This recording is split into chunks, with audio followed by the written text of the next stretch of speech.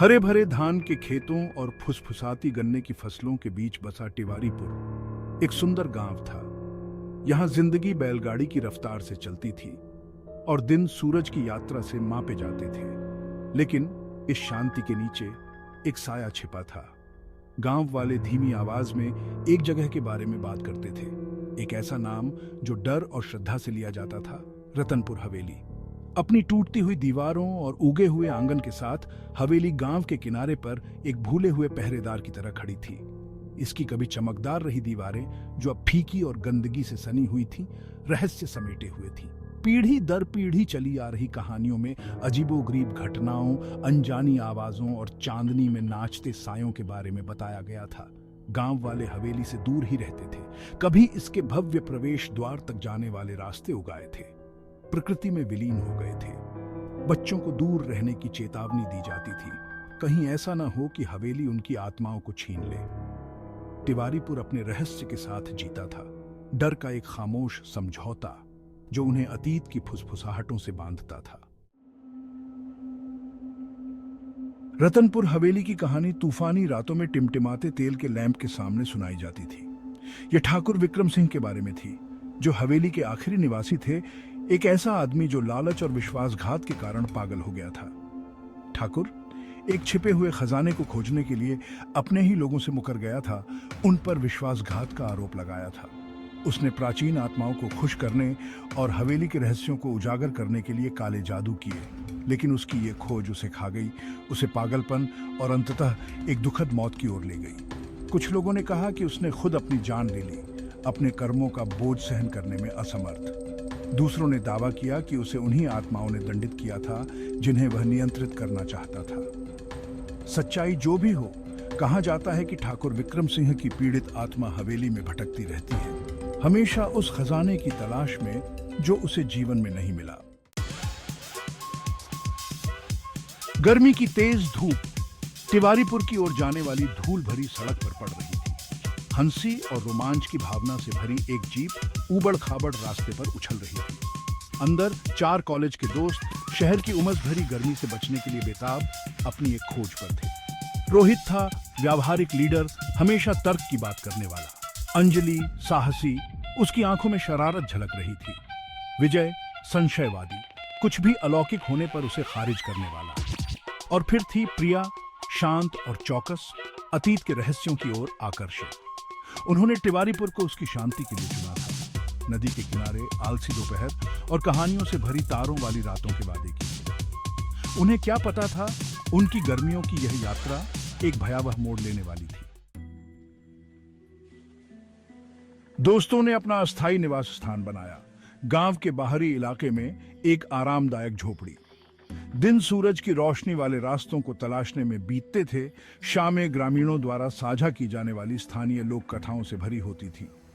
ऐसी ही एक शाम को जैसे जैसे साया लंबा होता गया और हवा में झींगुरों की आवाज गूंज उठी, उन्होंने पहली बार रतनपुर हवेली के बारे में सुना। धीमी आवाज में सुनाई गई कहानी ने उनकी रीढ़ की हड्डी को हिला दिया। रोहित, हमेशा की तरह संशयवादी, ने इसे एक भूतिया कहानी कहकर खारिज कर दिया, जिसका उद्देश्य बच्चों को नियंत्रण में रखना था। लेकिन अंजलि की आंखें उत्तेजना से चमक उठी। उनकी गहराई में एक चुनौती थी। क्या होगा अगर यह सच है? उसने चुनौती दी, उसकी आवाज मुश्किल से फुसफुसाहट थी। क्या होगा अगर हवेली वास्तव में प्रेतबाधित है? और इसलिए युवा बहादुरी और अज्ञात की प्यास से प्रेरित होकर एक चुनौती का जन्म हुआ। वे रतनपुर हवेली का पता लगाएंगे, अपने डर का सामना करेंगे और साबित करेंगे कि किंवदंती सच थी या सिर्फ अंधविश्वास। आधी रात के समय दोस्त निषिद्ध हवेली की ओर चल पड़े। फ्लैशलाइट और भय की एक स्वस्थ खुराक के साथ उन्होंने भव्य संरचना का रुख किया। हवा भारी हो गई, सड़ांध की गंध और अनदेखी आंखों के भार से भरी हुई थी। लोहे के चरमराते फाटकों को धक्का देकर वे हवेली की आगोश में पहुंचे। उनकी फ्लैशलाइट की किरणों में धूल के कण नाच रहे थे। एक बार भव्य हवेली अब समय और उपेक्षा से ग्रस्त थी। जालेदार जाले अलंकृत फर्नीचर पर भूतियां कफन की तरह लिपटे हुए थे और उनके अपने कदमों की आवाज खाली हॉल में गूंज रही थी। जिस कमरे को भी उन्होंने खोजा, उसने फीकी भव्यता और सुस्त उदासी की तस्वीर पेश की। कठोर चेहरे वाले पुरुषों और महिलाओं के फटे हुए चित्र दीवारों से नीचे देख रहे थे। उनकी निगाहें घुसपैठियों की हर हरकत पर नजर रख रही थी। हवेली अपने ही एक भयानक जीवन के साथ सांस ले रही थी। इसकी खामोशी किसी भी चीख से ज्यादा परेशान करने वाली थी। वे एक लंबे घुमावदार गलियारे के अंत में एक कमरे में ठोकर मार गए। दूसरों के विपरीत यह कमरा अजीब तरह से समय से अछूता लग रहा था।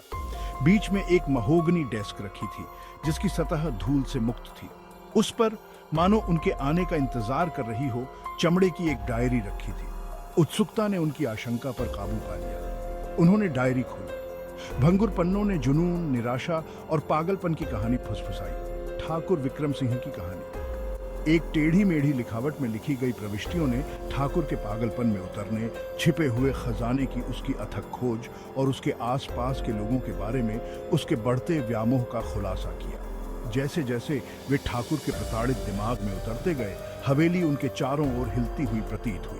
कमरे में एक ठंडी हवा घुसी, उनकी फ्लैशलाइट बुझ गई और उन्हें अंधेरे में धकेल दिया।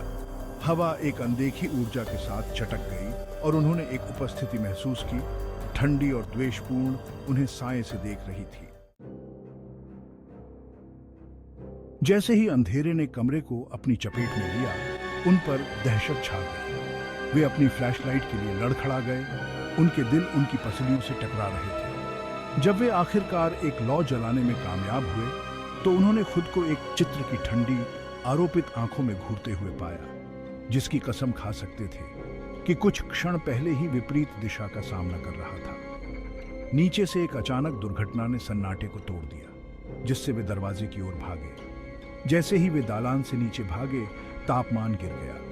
उनकी सांसें स्थिर हवा में बर्फ के बादलों का निर्माण कर रही थी। साए मरोड़ते और मुड़ते हुए प्रतीत हो रहे थे, खतरनाक आकार ले रहे थे, जो अनदेखे हाथों से उनके लिए पहुंचते हुए प्रतीत हो रहे थे।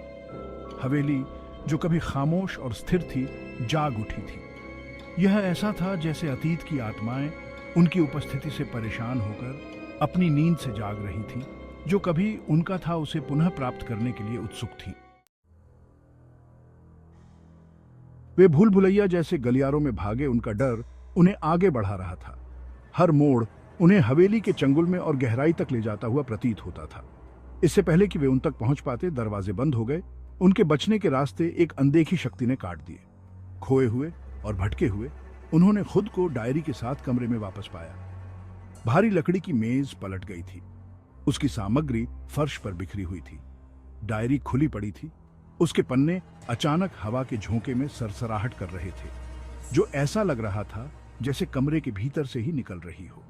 हवा में एक रक्त रंजित चीख फैल गई, जो हवेली में गूंज उठी। प्रिया ने अपनी आंखें आतंक से फैली हुई कमरे के कोने की ओर एक कांपती हुई उंगली उठाई। वहां हवा में मंडराता हुआ एक पारभासी व्यक्ति था, जिसके चेहरे की विशेषताएं एक खामोश चीख में बदल गई थीं। यह ठाकुर था। उसकी आंखें एक ठंडी, प्रतिशोधी रोशनी से जल रही थीं। आतंक ने उन्हें ताकत दी। वे प्रेत से दूर भागे। उनका एकमात्र विचार प्रेतवाधित हवेली से बच निकलने का था। वे गलियारों से भागे।